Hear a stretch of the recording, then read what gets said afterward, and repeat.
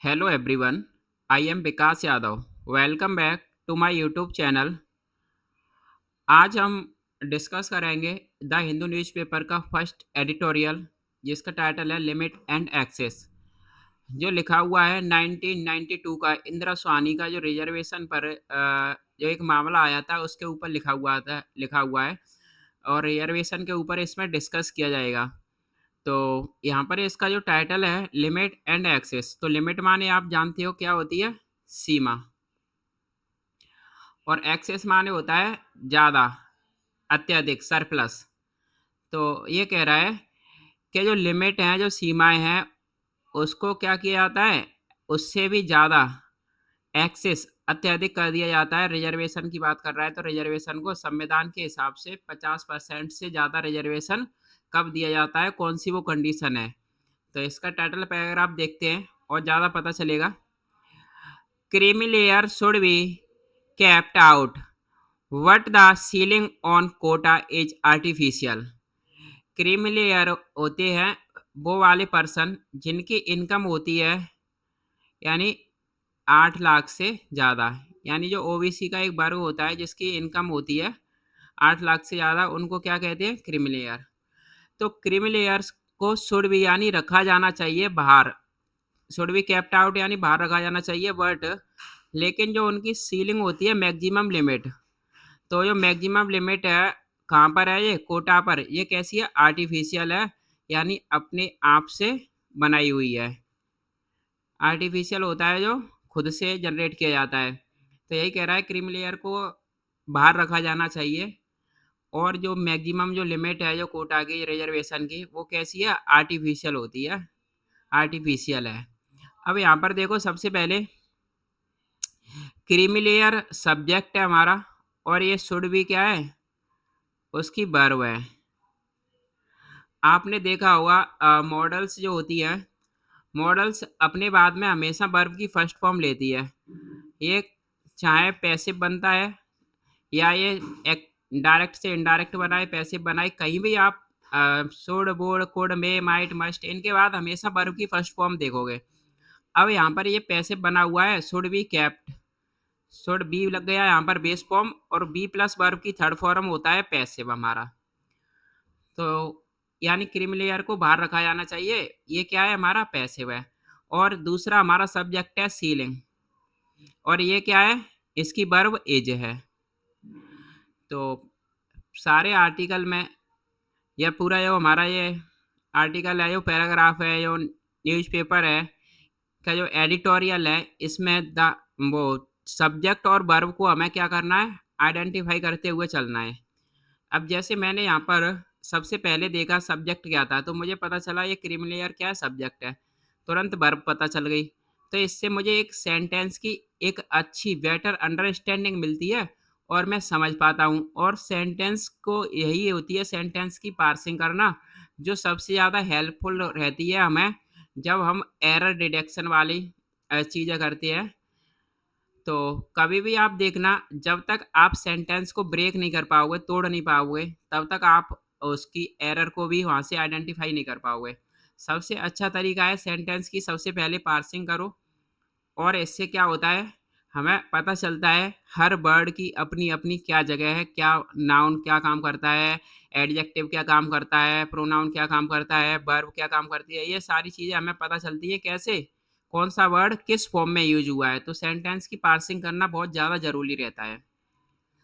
अब देखो, मैं यहाँ पर आपको बिल्कुल है ना, वर्ड बाय वर्ड और हिंदी की तरह से पढ़ाने की कोशिश करूँगा। थोड़ा सा आप खुद से सब्जेक्ट और वर्ब को आइडेंटिफाई करते हुए चलना यहाँ पर। अब ये कह रहा है the Patna high court judgment striking down enhanced reservation for various communities in employment and education marks yet another instance of the strict application of 50% ceiling on the total reservation by the judiciary. अब यहाँ से देखो, सबसे पहले हमारा जो Patna high court का judgement यानी पटना हाई कोर्ट का जो फैसला है, अब ये फैसला कैसे आया है, स्ट्राइक डाउन करते हुए यानी मारकर गिराते हुए, सेट असाइड करना, क्वैश करना, कुचल देना, खत्म कर देना, रद्द कर देना। क्या रद्द कर दिया है उसने? बढ़ा हुआ जो रिजर्वेशन था, आरक्षण था, किसके लिए? वेरियस यानी बहुत सारी जो कम्युनिटी समुदायों के लिए, इनमें यानी एम्प्लॉयमेंट रोजगार में और शिक्षा में, एजुकेशन में। ये मार्क्स करता है, क्या करता है? ये निशान बनाता है, चिन्हित करता है। एक और अन्य एग्जाम्पल, इंस्टेंस का मतलब होता है एग्जाम्पल, ऑफ का है जो बड़े ही सख्त एप्लीकेशन का, स्ट्रिक्ट एप्लीकेशन का। और जो एप्लीकेशन है 50% की जो मैक्सिमम लिमिट है टोटल रिजर्वेशन की, किसके द्वारा? जुडिशरी के द्वारा। तो न्यायपालिका के द्वारा, यानी जो हमारी रिजर्वेशन की टोटल जो मैक्सिमम लिमिट है वो कितनी है? 50% है। तो सुप्रीम कोर्ट का फैसला था, ये क्या करता है? देखो, सबसे पहले मैं यहाँ पर इस सेंटेंस की अगर अच्छी से अंडरस्टैंडिंग लेना चाहता हूँ, तो मुझे यहाँ से ये तो पता चल गया, जो पटना हाई कोर्ट का जो फैसला था, इसने रद्द कर दिया बढ़े हुए रिजर्वेशन को बहुत सारी समुदाय यानी कम्युनिटीज के लिए। कहाँ पर? शिक्षा में और रोजगार में। अब ये पटना हाई कोर्ट का जो जजमेंट है, फैसला है, इसकी वर्ब है ये मार्क। यह चिन्हित करता है एक और अन्य एग्जाम्पल, जो है 50% की मैक्सिमम लिमिट का टोटल रिजर्वेशन का, जो न्यायपालिका के द्वारा टोटल जो रिजर्वेशन की जो लिमिट है वो 50% मानी जाती है। 50% से ज़्यादा आप रिजर्वेशन नहीं दे सकते। तो जैसे ही मैंने देखा पटना हाई कोर्ट जजमेंट की जो वर्ब है वो क्या है? मार्क्स है। तो मुझे तुरंत यहाँ से पता चला, सबसे पहले ये सेंटेंस मुझे पता चला ये प्रेजेंट इंडेफिनिट का है, क्योंकि वर्ब की फर्स्ट फॉर्म में एस या ई एस लगती है सिंगुलर सब्जेक्ट के साथ, तो प्रेजेंट इंडेफिनिट होता है। अब यहाँ से यहाँ तक जो एडिशनल इन्फॉर्मेशन दी थी, ये मुझे क्या कर रही थी? डिस्ट्रैक्ट कर रही थी, या मुझे थोड़ा सा डाइवर्ट कर रही थी, ऐसा बोलो। अभी यहाँ से अब आपको पता चला कि सब्जेक्ट यहाँ पर है, ये सब्जेक्ट ये था, और इसकी वर्ब हमें ढूंढने में थोड़ा सा अपने आप से पुश करना पड़ा अपने आप को। यहाँ पर हमें पता चला ये मार्क है। तो मैंने कैसे पता किया?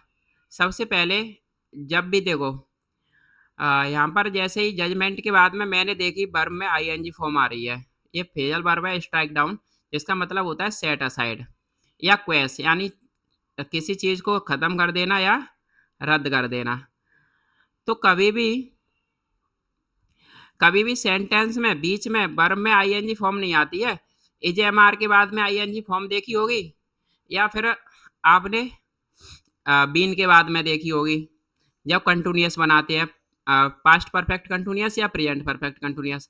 लेकिन यहाँ पर ये बीच में है, इसका कोई ना सब्जेक्ट है ना कोई है, तो फिर मुझे क्या पता चल रहा है यहाँ पर कि ये कुछ एडिशनल इन्फॉर्मेशन दे रहा है। और ये साथ ही साथ जो फैसला आया था, इसने एक और काम किया किया था, रद्द भी किया था और ये एक चिन्हित भी किया था, एक निशान भी बनाया था। तो जब दो काम होते हैं तो उसको हम कहते हैं प्रेजेंट पार्टिसिपल है, यानी साइमल्टेनियस एक्शन को दिखाता है। तो ये प्रेजेंट पार्टिसिपल था, जो वर्ब में आईएनजी फॉर्म लगा के इसने यहाँ से एडिशनल इन्फॉर्मेशन को जोड़ दिया था। ये चीज़ें देखो धीमे धीमे रीडिंग से ही क्लियर होती हैं, हमें पता चलता है अपने आप से। अब आगे चलते हैं। The verdict has invalidated the Nitish Kumar regime decision of last year to amend its quota law to raise backward classes BC यानी reservation from 12% to 18%, that of extremely backward communities from 18% to 25%, and those of scheduled castes and scheduled tribes from 16% to 20% and 1% to 2% respectively. अब यहाँ से यहाँ तक देखो ये बहुत लंबा पैराग्राफ हो गया, लेकिन देखो कोई बात नहीं है, हम देखो इसको कैसे पढ़ते हैं। द वर्डिक्ट यानी जो फैसला, हैज इनवैलिडेटेड, इनवैलिडेट का मतलब होता है वैलिडेट किसी चीज़ को वैध करना, इनवैलिडेट किसी चीज़ को अवैध कर देना यानी रद्द कर देना। तो ये फैसला अवैध बना दिया गया या अवैध कर दिया गया। क्या फैसला था? नीतीश कुमार के रिजीम होता है शासन का जो डिसीजन था पिछले साल का, किसके लिए? अमेंड करने के लिए, संशोधन करने के लिए इसके कोटा के जो लॉ है, कानून है, कोटा का जो कानून क्या था रिजर्वेशन का, कि ये रेज कर देंगे, बढ़ा देंगे बैकवर्ड क्लास का रिजर्वेशन। इन्होंने क्या कर दिया था, क्या था इनका डिसीजन, इन्होंने बढ़ा दिया था बैकवर्ड क्लास यानी बीसी का रिजर्वेशन। कहाँ से 12% से 18% तक। जो दैट ऑफ एक्सट्रीमली और इससे अत्यधिक जो ईबीसी कम्युनिटीज था उसका 18% से कर दिया था 25%। और जो अन्य जो शेड्यूल कास्ट थी, आ, जिसको आप कहते हो एससी और एसटी, उनका कर दिया था 16% से 20% और एक 1% से 2% रेस्पेक्टिवली, यानी क्रमशः। शेड्यूल ट्राइब यानी शेड्यूल कास्ट का किया था 16 से 20% और शेड्यूल ट्राइब का किया कर दिया था बढ़ा के 1% से 2%। तो ये वाला फैसला नीतीश कुमार के शासन का क्या कर दिया था, वर्डिक्ट फैसला अवैध कर दिया गया था। यहाँ पर वर्डिक्ट की वर्ब है हैज इनवैलिडेट। हैज के बाद वर्ब की थर्ड फॉर्म आती है, तो ये कौन सा है, प्रेजेंट परफेक्ट सेंटेंस था, प्रेजेंट परफेक्ट टेंस था। अब बाद बाकी ये सारी एडिशनल इन्फॉर्मेशन थी। अब देखो इसको और देखते हैं आगे। This took the total reservation level to 65%। यानी यह टुक यानी इसको टेक करना लिया जा सकता है या लिया गया था। टोटल रिजर्वेशन लेवल है 65% तक। यानी इन्होंने रिजर्वेशन कहाँ कर दिया था, 50% से बढ़ाकर 65% तक। अब ये कह रहा है applying judicial precedents that have now crystallized into a legal war on reservations exceeding 50%।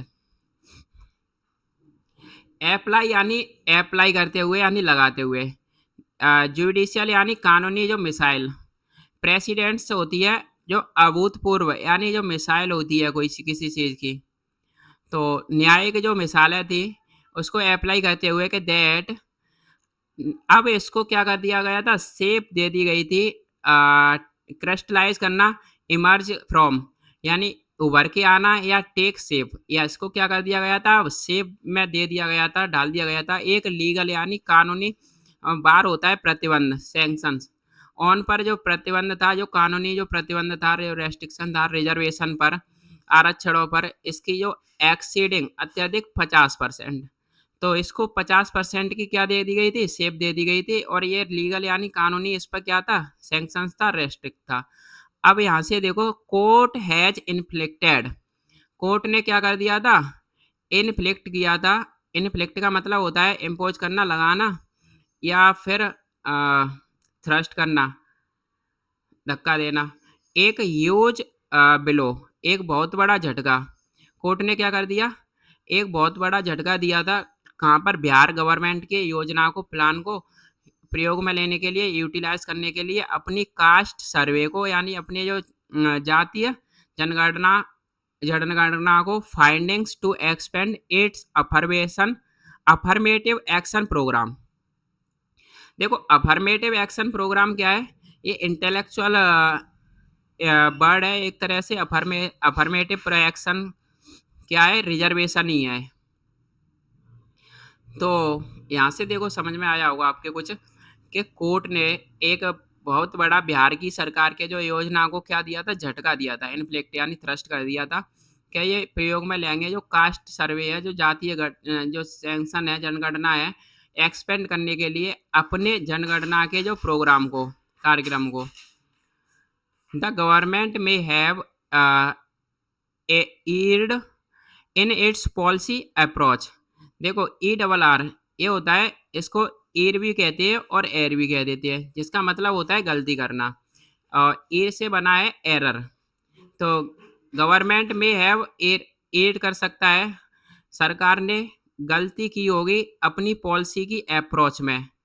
अब अपनी क्या गलती की होगी, देखो ये एम डैश यहाँ से ये डैश से डैश लगा के बता रहा है एडिशनल इन्फॉर्मेशन कि armed with caste wise population numbers. जो आर्म विथ यानी जो हथियारबंद थी, यानी हथियारों से लैस थी, क्या थी, इन्होंने कास्ट वाइज जो जातीयवाज यानी जो जाति के आधार पर जो आबादी की जो आंकड़े निकल के आए थे, जो नंबर्स थे, वो कैसी थी, हथियारबंद थी। तो यही कह रहा है कि सरकार ने हो सकता है अपनी अप्रोच में गलती कर दी हो, जो कास्ट वाइज जो इसने पॉपुलेशन नंबर्स है, जो कास्ट वाइज इसकी जो आंकड़े थे, उनमें इन्होंने क्या कहा था कि जहाँ पर ज़्यादा क्या होगी आबादी, वहाँ पर आरक्षण ज़्यादा दिया जाएगा, तो यही चीज़ क्या थी, इसने सरकार ने इस चीज़ को गलती, इसकी अप्रोच, इसकी पॉलिसी की अप्रोच क्या थी, गलत हो सकती है। गलती की होगी सरकार ने अपनी पॉलिसी की अप्रोच में, कि ऐसा नहीं करना था जहाँ पर पॉपुलेशन यानी आबादी के जो आंकड़ों के हिसाब से कास्ट वाइज इसको क्या किया जाए, आरंभित किया जाए। When its preamble to the amending law said it aimed to achieve proportionate equality, यानी जब इसकी जो प्रीएम्बल होता है, देखो किसी चीज़ की भूमिका, जैसे हमारी संविधान में सबसे फर्स्ट पेज दिया है वो हमारा क्या है, कॉन्स्टिट्यूशन का प्रीएम्बल है। भूमिका प्रीफेस या फिर प्रीलॉग, ये क्या होती है हमारी भूमिका। तो इसकी जो भूमिका थी टू द अमेंड करने की, यानी अमेंड करने की, कानून को लगाने की, उसने कहा था, सेड क्या कहा था, कि इसका एम है, एम्ड है अचीव करना, यानी प्रपोर्शनेट इक्वलिटी, यानी इक्वलिटी होती है समानता, और प्रपोर्शनेट होता है कंपेरेबल टू साइज, यानी साइज के हिसाब से समानता, यानी जाति जो जनगणना हुई थी आबादी के अकॉर्डिंग। तो यही इसने चीज़ गलती कर दी यहाँ पर, जो प्रपोर्शनेट इक्वलिटी के हिसाब से इसने आरक्षण को क्या किया था, बढ़ाया था। प्रीएम्बल का मतलब होता है प्रीफेस भूमिका, अमेंड करना यानी सुधारा हुआ, अमेंड करते हुए जो लॉ को, और एम का मतलब होता है किसी चीज़ का जो उद्देश्य होना, जो इसका उद्देश्य था जो अमेंडिंग लॉ का, क्या कहा था कि इसका ये अचीव करने का, यानी समानुपात, यानी समानुपात के तौर पर समानता। The court agreed with the petitioner challenging the increased quotas on key points। अब यहाँ से देखो, कोर्ट सहमत हुआ था, एग्रीड हुआ था किसके साथ में, जो याचिकाकर्ताओं के साथ। इन्होंने जो कौन से याचिकाकर्ता थे, पेटिशनर से, जिन्होंने चैलेंज किया था बढ़े हुए कोटाज को ऑन पर, उनके एक महत्वपूर्ण बिंदुओं पर।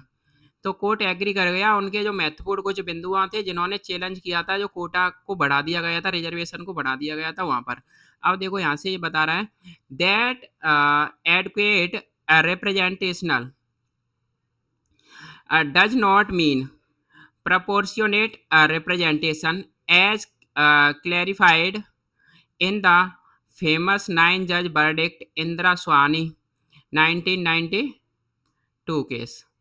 यानी अभी हम जो बात कर रहे थे इंदिरा स्वानी का 1992 का जो केस था, उसमें क्या था कि जो दैट एडुकेट होता है पर्याप्त, जो पर्याप्त जो रिप्रेजेंटेशन, जो प्रतिनिधित्व करने वाले जो रिप्रेजेंटेशन था, वो डज नॉट, यानी वो मीन्स यानी मतलब नहीं होता है, उसका क्या मतलब नहीं होता है कि प्रपोर्शनेट रिप्रेजेंटेशन, यानी समान अनुपात, यानी प्रतिनिधित्व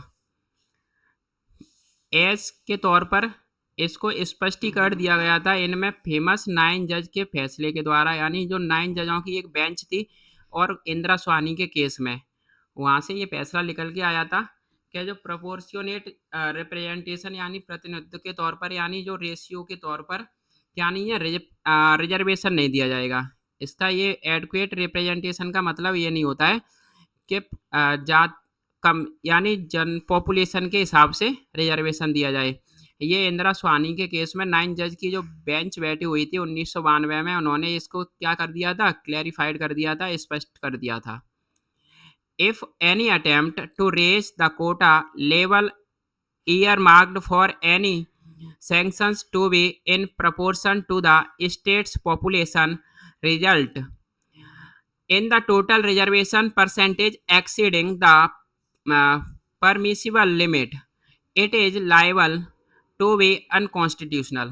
अब यहाँ से यहाँ तक देखो, ये बड़ा ही टिपिकल सेंटेंस लिखा हुआ है, इसको देखो। इफ यदि कोई भी कोशिश, एनी अटेम्प्ट का मतलब होता है कोशिश, किसकी, रेज करने की, बढ़ाने की, कोटा की, यानी रिजर्वेशन के लेवल स्तर को, ये क्या करती है, ईयर मार्क करती है, चिन्हित करती है। ईयर मार्क करना यानी किसी चीज़ पर निशान बना देना, अपना निशान छोड़ देना, किसके लिए, किसी भी सैंक्शंस के लिए, किसी भी प्रतिबंध के लिए, टू बी होने के लिए इनमें प्रोपोर्शन में समानुपात में होने के लिए जो स्टेट की पॉपुलेशन के हिसाब से ये चीज़ रिजल्ट इन होती है, निकल के आती है जो टोटल रिजर्वेशन का जो परसेंटेज है ये एक्सीड करता है, सरप्लस करता है जो परमिसेबल लिमिट है जो 50% की लिमिट है, इससे क्या करता है ये एक्सीड कर देता है। और यह चीज़ इट इज़ डिजर्विंग करती है, लायबल यानी कोई चीज़ लायबल है, डिजर्व करती है, यह डिजर्विंग होती है टू भी होना अनकॉन्स्टिट्यूशनल यानी गैर संवैधानिक होना। तो जो 50% की लिमिट से ज़्यादा होता है अगर रिजर्वेशन, तो ये चीज़ डिजर्व कर जाती है कि ये क्या है, गैर संवैधानिक है, अनकॉन्स्टिट्यूशनल है। तो यही कहा गया था 1992 के इंदिरा स्वामी के केस में। अब देखो, however it is unfortunate that the court was so jealous about the reservation ceiling। हालांकि यह बड़ा ही दुर्भाग्यपूर्ण है कि जो कोर्ट था, कोर्ट क्या था, बहुत जेलस, बहुत ही ज़्यादा इंथुजियास्टिक यानी बहुत ही ज़्यादा जोश में था रिजर्वेशन की लिमिट के, रिजर्वेशन की जो मैक्सिमम लिमिट के बारे में, कि that it rejected the states argument on the existence of special circumstances. इसने रिजेक्ट कर दिया स्टेट का जो आर्ग्यूमेंट था, जो स्टेट का जो तथ्य था, फैक्ट था, जो बहस थी किस पर, एग्जिस्टेंस पर, स्पेशल सर्कमटेंसेस की यानी खास परिस्थितियों के एग्जिस्टेंस यानी अस्तित्व के ऊपर जो आर्ग्यूमेंट था स्टेट का, उसको इसने क्या कर दिया, रिजेक्ट कर दिया। अब ये कह रहा है यहाँ पर इट, इसकी बर्ब है एज, और जो कोर्ट है उसकी बर्ब है वॉच, और देखो इट यहाँ पर दूसरा सब्जेक्ट है, इसकी बर्ब है रिजेक्टेड। अब Indira Sawhney did not allow the quota ceiling to be exceeded in extraordinary situation. Indira Sawhney का जो केस था वो डिड नॉट, उसने अलाउ नहीं किया था क्या, रिजर्वेशन की मैक्सिमम लिमिट टू भी होना, इसको बढ़ाया जाना, एक्सीड कर दिया जाना एक एक्स्ट्रा ऑर्डिनरी यानी असाधारण परिस्थितियों में। अब ये कह रहा है इट सजेस्ट, यह सजेस्ट करता है कि that the population living in remote और फार फ्लंज एरियाज में require to be treated in a different way. ये ऐसा नहीं कहता है कि कोई खास सिचुएशन है उसमें आप रिजर्वेशन दे दो, लेकिन ये यहाँ पर ये कह रहा है कि ये सजेस्ट करता था कि जो पॉपुलेशन है जो रह रही है कहाँ पर, दूर दराज वाले एरिया में, रिमोट एरियाज में, और फार फ्लंज एरिया यानी लिविंग इन रिमोट और दूर दराज एरिया कहते हैं फार फ्लंज एरियाज में, इनको रिक्वायर है, आवश्यकता हो सकती है कि ट्रीट किया जाना चाहिए एक डिफरेंट वे में यानी अलग तरीके से। तो दूर दराज में एरिया में जो पॉपुलेशन रह रही है तो उसको ट्रीट किया जाओ, कि ट्रीट किया जाना चाहिए कैसे, एक डिफरेंट वे में। ऐसा नहीं है कि कोई खास परिस्थितियाँ, स्पेशल परिस्थिति है, एक्स्ट्रा ऑर्डिनरी सिचुएशन है तो उसमें हम क्या करें, रिजर्वेशन की लिमिट को एक्सीड कर दें। ऐसा इंदिरा स्वामी केस में नहीं बोला गया था। अब ये कह रहा है the court seems to have taken that geographical remoteness it is sorry is the only special situation to justify an enhanced quota and denied the benefit to Bihar। क्या जो कोर्ट है वो सीम्स करता है, लगता है, क्या ये क्या कर चुका है, टू हैव टेकन यानी ये टेकन कर ले चुका था geographical remoteness is the only special situation, यानी कोर्ट ऐसा मान चुका था, कोर्ट ने ऐसा दिखाई देता है, ऐसा सीम्स यानी प्रतीत होता है कि ये टेकन यानी ये कर चुका है या ले चुका है ओनली जो जियोग्राफिकल जो रिमोटनेस यानी जो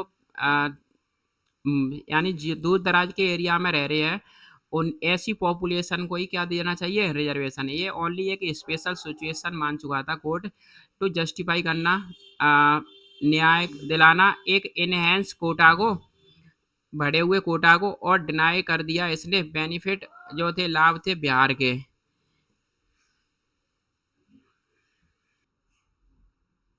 मैंने कर दिया बिहार के जो बेनिफिट्स को।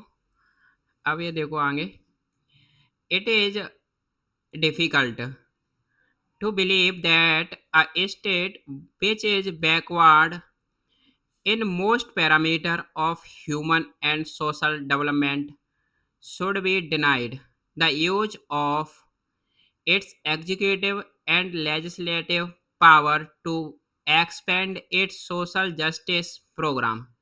अब यहाँ से देखो, यह इट इज डिफिकल्ट, यह कठिन है। क्या कठिन है? बिलीव करना, भरोसा करना, विश्वास करना कि दैट क्या जो एक स्टेट, एक राज्य जो बिच एज जो है बैकवर्ड इनमें, यानी कौन सा जो स्टेट है, जो बिहार इसकी बात कर रहा है, बिच लगा के ये स्टेट के लिए आया बिच, जो बैकवर्ड है, जो बिछड़ा हुआ है ज़्यादातर पैरामीटर्स में, जो है ह्यूमन और सोशल डेवलपमेंट के, यानी सामाजिक विकास के। अब ये क्या है? स्टेट्स शुड बी डिनाई, इसको क्या किया जाना चाहिए? डिनाई किया जाना, मना कर दिया जाना चाहिए द यूज को, जो प्रयोग है इसके एग्जीक्यूटिव करने का, इसके और लेजिस्लेटिव पावर का, यानी कानून बनाने का और लगाने का और एक्सपेंड करने के लिए अपने सोशल सामाजिक न्याय प्रोग्राम में, यानी जस्टिस प्रोग्राम। तो यही कह रहा है कि बिहार भी दूर दराज के एरिया में से है और वहाँ पर जो ज़्यादातर जो पैरामीटर हैं ह्यूमन यानी मानव के, इंसान के, और सोशल यानी सामाजिक विकास के, वो कैसे है? बड़े ही बिछड़े हुए हैं। तो ऐसे स्टेट के लिए क्या करना, यानी मना कर दिया जाना चाहिए जो इसके लगाने का जो काम है, एग्जीक्यूट करने का और लेजिस्लेटिव यानी कानून बनाने का, इसके बढ़ाने के लिए, एक्सपेंड करने के लिए अपने सोशल जस्टिस प्रोग्राम को। तो यहाँ पर यही कह रहा है कि सुप्रीम कोर्ट है वो ओनली जियोग्राफिकल रिमोटनेस को ये मानता है कि वहीं पर हमें ज़्यादा रिजर्वेशन दिया जाना चाहिए, ना कि कोई स्पेशल यानी सरकमटेंसेस में, कंडीशन में। और लेकिन बिहार भी बहुत ज़्यादा बिछड़ा हुआ है, वहाँ पर भी बहुत सारे पैरामीटर्स ऐसे हैं जो बताते हैं कि ये कैसा है, बिछड़ा हुआ स्टेट है। अब देखो यहाँ पर जो बिच एज, ये तो आया था स्टेट के लिए जिसकी बर्व है एज, और स्टेट जो था हमारा, इसकी बर्व क्या है? सोडवी। तो यही कह रहा है कि ऐसे राज्य को मना किया जाना, यूज करना, इस्तेमाल में लेना अपनी एग्जीक्यूटिव को और लेजिस्लेटिव पावर को एक्सपेंड करने के लिए अपने सोशल जस्टिस को। ये क्या है? बड़ा डिफिकल्ट है, बड़ा कठिन है इस चीज़ का भरोसा करना कि सुप्रीम कोर्ट ने कैसे मना कर दिया। अब कह रहा है the court surely show merit in the argument that there was no in depth study before enhanced reservation was implemented. कह रहा है कोर्ट ने श्योरली यानी मेज यानी निश्चित रूप से क्या देखा है? मेरिट यानी जो उसके मेरिट, उसकी जो लेवल, उसके जो गुण को देखा था इनमें, आर्गुमेंट में क्या देखा था कि there was no in depth study, यानी कोई भी उन्होंने डेप्थ में स्टडी नहीं की थी बिफोर से पहले, रिजर्वेशन को बढ़ाने से पहले। Was implemented, enhanced reservation was implement, यानी जो बढ़ा हुआ रिजर्वेशन लगाया गया था और उससे पहले कोई इन डेप्थ स्टडी यानी there was no depth study, यानी कोई भी गहराई से अध्ययन नहीं किया गया था। तो ये चीज़ कोर्ट ने देखी थी। अब ये कह रहा है this raises the question whether the survey was indeed quite exhaustive when it gave a caste-wise breakup of the population and their economic condition। यह रेज करता है, खड़ा करता है क्वेश्चन यानी प्रश्न यानी सवाल खड़ा करता है कि वेदर हाँ कि ना, कि जो सर्वे कैसा था, वॉज इंडीड, यह सर्वे वास्तव में, इंडीड यानी वास्तव में था, क्वाइट यानी थोड़ा, डिटेल, एग्जॉस्टिव होता है डिटेल्ड, थोड़ा डिटेल था, जब इसने दिया था एक कास्ट वाइज ब्रेकअप ऑफ का, पॉपुलेशन का और अपने आर्थिक परिस्थितियों का, कंडीशन का। तो यही कह रहे हैं कि ये चीज़ सवाल खड़ा करती है कि जो सर्वे वास्तव में थोड़ा डिटेल था या नहीं था, जब इसने अपना जो कास्ट वाइज जो जातीय जनगणना के हिसाब से रिजर्वेशन दिया था, ब्रेकअप किया था पॉपुलेशन का, आबादी का और उनकी आर्थिक कंडीशन के हिसाब से। तो ये चीज़ वास्तव में डिटेल में दी गई थी कि या नहीं दी गई थी, ये चीज़ क्या करती है, सवाल खड़ा करती थी। अब ये देखो बताएगा और आगे, while there may be a case for pruning the BC और EBC list based on the progress made over the last few decades। ये कह रहा है while, जबकि एक मामला हो सकता है किसका, फॉर के लिए, प्रॉन का मतलब होता है किसी चीज़ को काट छाट करके उसको अपने हिसाब से छोटा कर देना, या फिर जिनकी बिना ज़रूरत वाली चीज़ों को काट छांट करके हटा देना, टू रिमूव कर देना अननेसेसरी थिंग्स। तो यही कह रहा है कि ये एक मामला हो सकता है कि इसको क्या कर दिया जाए, रिमूव कर दिया जाए, इससे अननेसेसरी चीज़ों को जो है बीसी यानी बैकवर्ड क्लास की और एक्सट्रीमली बैकवर्ड क्लास की, और इनके जो लिस्ट थी, इनकी जो सूची थी, जो बेस्ड थी, आधारित थी उनकी प्रोग्रेस पे, जिसको made over the last few decade, पिछले कुछ दशकों में इसको क्या किया गया था, मेक किया गया था। तो यहाँ पर यही कह रहा है कि उसमें आप बैकवर्ड क्लास और एक्सट्रीमली बैकवर्ड क्लास के कुछ वहाँ पर क्या कर सकते थे, संशोधन कर सकते थे, कुछ वहाँ से चीज़ों को हटा सकते थे। यह एक मामला हो सकता है, उसकी जो लिस्ट थी, उसकी जो सूची थी प्रोग्रेस के हिसाब से। लेकिन it might not be just to estimate every attempt to enhance the numerical representation of historical deprived sanction on the ground that it exceeds the quota ceiling। ये it might not be just, यह नहीं हो सकता है, क्या नहीं हो सकता है, महज एक हर्डल, एक ऑब्स्ट्रक्शन, एक बाधा, यानी इस्टिमा होती है किसी चीज़ में रोड़ा बनना या बाधा। तो ये महज एक बाधा नहीं हो सकती है, प्रत्येक कोशिश में, प्रत्येक अटेम्प्ट यानी प्रयास के लिए जो है इन्हांस करने के लिए, सुधारने के लिए, किसका, जो न्यूमेरिकल होते हैं, न्यूमेरिकल रिप्रेजेंटेशन, जो सांख्यिकी तौर पर यानी जो आंकड़े के हिसाब से प्रतिनिधित्व करना, एक ऐतिहासिक ऐतिहासिक तौर पर ऐतिहासिक रूप से जो वंचित हैं, जो डिप्राइव्ड सेक्शन हैं, डिप्राइव्ड सेक्शन, जो वंचित सेक्शन है ऑन द ग्राउंड, ग्राउंड पर, और वो क्या है कि दैट इट एक्सीड, यह एक्सीड करता है किसको, कोटा की जो लिमिट है, मैक्सिमम लिमिट को। तो यही कह रहा है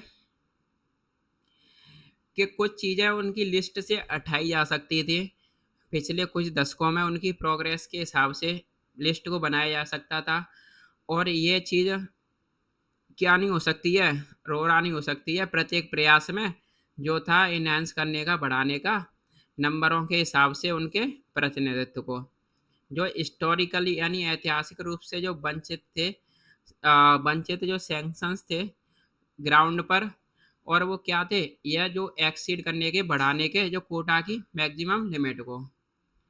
तो आज का सेशन यहीं पर रैप अप करते हैं।